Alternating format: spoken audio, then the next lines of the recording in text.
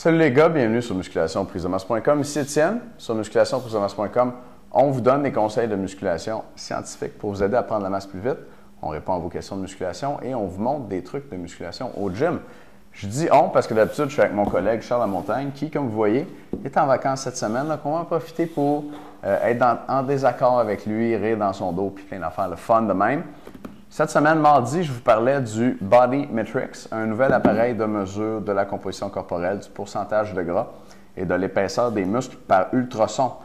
Très intéressant, nouvelle technologie. Allez voir ça si vous l'avez manqué, ça devrait être dans la colonne à droite qui est là. Et il y avait aussi pour les membres une évaluation comparée de deux athlètes à l'aide de cet outil-là. Ça donne des photos des muscles, en tout cas de l'épaisseur des muscles. C'est intéressant et vous pouvez aller voir ça. Cette semaine aussi, sondage sur votre utilisation de stéroïdes ou en tout cas votre positionnement par rapport aux stéroïdes. Même sondage que la semaine passée, petit problème technique qui n'avait pas été là toute la semaine. Donc, je suis bien curieux de savoir, les stéroïdes, 4 choix de réponse, vous répondez en bas, c'est anonyme. J'en ai jamais pris, je n'ai pas l'intention d'en prendre, j'y ai déjà pensé, j'en ai pris une fois pour essayer ou j'en prends ou j'en ai pris 2 fois ou plus. Donc, 4 choix de réponse en dessous de vidéo. Cette semaine aussi, on a notre DVD des 10 trucs techniques pour ajouter 30 livres à ton bench press. Donc, bench press, exercice super populaire. Puis un petit peu comme la mesure de c'est qui le vrai mâle dominant au gym.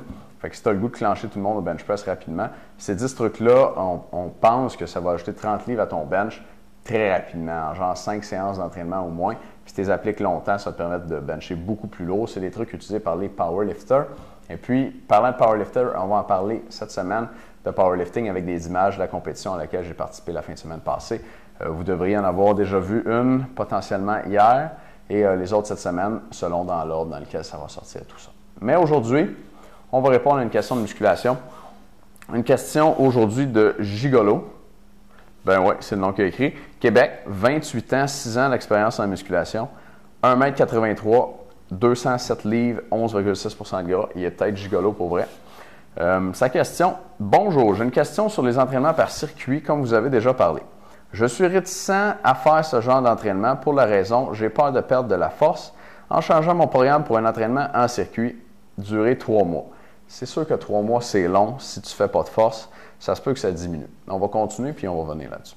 Je veux définir mes muscles et l'alimentation n'est pas toujours un moyen pour moi. Je voudrais plus augmenter mon volume d'entraînement pour définir mes muscles, correct. Si je veux faire une phase d'entraînement en circuit pour définir mes muscles et garder ma masse musculaire. J'ai l'impression que tu me demandes quoi faire. Est-ce que je dois faire une seule séance de musculation par semaine durant mes 3 mois de circuit? OK, il y a quand même pas mal de matériel là-dedans. Puis on sent que tu es un peu confus à propos de l'entraînement en circuit. Est-ce que j'en fais quand même? Est-ce que ça va m'aider à garder ma masse musculaire? Est-ce que ça va m'aider à garder ma force? Tu me demandes ça. Puis tu me dis si tu devrais faire une séance de muscu pendant que tu fais ton circuit. Bon, premièrement, tu fais ça parce que tu veux coter, right? Si j'ai bien compris, tu veux maigrir, puis tu me dis que l'alimentation, c'est pas toujours un moyen pour toi. Les entraînements par circuit, puis c'est là que je vais contredire Charles, à mon avis, c'est pas la meilleure façon de perdre du gras. OK, Charles, à l'occasion, va recommander de l'entraînement par circuit. Puis dans certaines circonstances, OK, il faut que je donne raison un peu, ça peut être intéressant principalement pour faire changement. Okay, les gens sont tannés de faire toujours de la muscu de la même façon. Les circuits, ça fait changement. Charles, je sais que dans sa pratique personnelle, puis moi, j'entraîne mes clients au même gym que lui, il fait faire beaucoup de circuits à ses clients. Ça fonctionne bien. Par contre, la clientèle de Charles, c'est beaucoup du monde qui veut se remettre en forme et qui cherche à perdre du gras. Donc, des gens pas nécessairement axés prise de masse musculaire comme vous autres. Quelqu'un qui veut prendre de la masse puis qui veut maigrir, à mon avis, les deux meilleures façons de le faire, c'est en changeant l'alimentation. Mais là, dans ce cas-ci, ce n'est pas une option. Puis, deuxième façon de le faire, c'est d'utiliser l'entraînement par intervalle. Donc, l'entraînement par intervalle, c'est dans le fond faire plus de cardio, mais de faire du cardio spécial qui fait brûler beaucoup de gras dans peu de temps. Et c'est ça la force de l'entraînement par intervalle.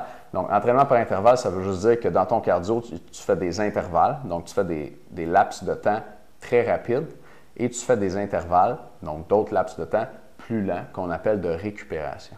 Donc, des intervalles d'effort, des intervalles de récupération. Et le fait de récupérer comme ça te permet d'aller très vite dans tes intervalles d'effort. Et cette vitesse-là stimule ta sécrétion d'adrénaline et de noradrénaline qui sont deux neurotransmetteurs, je ne veux pas me tromper, neurotransmetteurs hormones qui favorisent la mise en circulation du gras qui est stocké dans tes graisses. Donc, adrénaline dit à tes graisses, fais sortir le gras se retrouve dans ton sang, puis là, comme tu es en train de faire du cardio puis de bouger, c'est gobé par tes muscles, puis paf, c'est brûlé, puis tu maigris. J'ai simplifié l'affaire un petit peu, mais comme type de cardio, pour maigrir, c'est très efficace, surtout compte tenu de la quantité de temps que tu mets dedans. D'ailleurs, on a la méthode 4 par 20 pour avoir un bon cardio et être cut, où il y a 4 entraînements cardio par intervalle qui durent 20 minutes et moins chaque. Puis en 20 minutes, je peux te dire, là, il y a des entraînements cardio, même par intervalle, qui sont quasiment trop durs pour faire 20 minutes. Il y en a un là-dedans qui tue bien raide. Puis ceux qui l'ont déjà acheté là, sont sûrement en train de hocher de la tête devant la caméra. C'est tough. Donc, il y a moyen que ça soit très efficace. L'entraînement cardio. Je pourrais mettre un lien vers la méthode 4 par 20. Elle n'est pas en vente cette semaine. C'est le prix régulier. Je pense 195 $. Mais pour ceux qui veulent maigrir, ça peut être un bon investissement quand même. Donc, 2 options pour maigrir pour toi, gigolo. Changer ton alimentation, puis comme ce n'est pas une option, bien, 2e option, entraînement par intervalle pour coter, perdre du gras plus rapidement. Pour ta musculation, puis pour répondre à ta question, je ne ferai pas d'entraînement en circuit pour maigrir. Si tu veux augmenter ton volume d'entraînement, fais plus de cardio. Fais plus de cardio par intervalle. Si tu le fais intelligemment, tu peux en faire presque à tous les jours. Le secret, c'est pas de défoncer. Puis, continue de faire de la musculation en hypertrophie des séries de 8 à 12. Parce que pendant que tu maigris, tu veux continuer à dire à tes muscles « grossissez ». Mais là, bon, tu es en train de maigrir, tu dis à tes muscles de grossir, ils vont avoir bien de la misère à grossir, mais ils vont au moins se maintenir. Alors que si tu baisses tes charges, tu te mets à faire de l'entraînement en circuit, le stimulus de prise de masse est moins fort, puis tu vas avoir plus tendance à perdre de la masse musculaire. Donc, ça, c'est mon avis, disons, basé sur 3 ans de formation, plus des centaines d'articles scientifiques, plus 11 ans de pratique. Il y a des gens qui ne seront pas d'accord, mais c'est mon avis, disons, on va dire, informé sur la question. Si vous parlez à Charles, il va peut-être vous dire autre chose, mais il n'est pas là cette semaine, fait qu'il ne peut pas se défendre. Ça tombe bien. OK, pour les membres, aujourd'hui, je vais vous donner une petite recette d'entraînement par intervalle pour ceux qui aimeraient ça essayer sans la méthode 4 par 20. Et puis, that's it, les gars. Ne manquez pas le sondage en dessous de vidéo. Ne manquez pas les 10 trucs techniques pour le bench press. Les membres, on se revoit dans un instant. Les autres, bonne journée. À demain. Merci de nous écouter. Bye bye.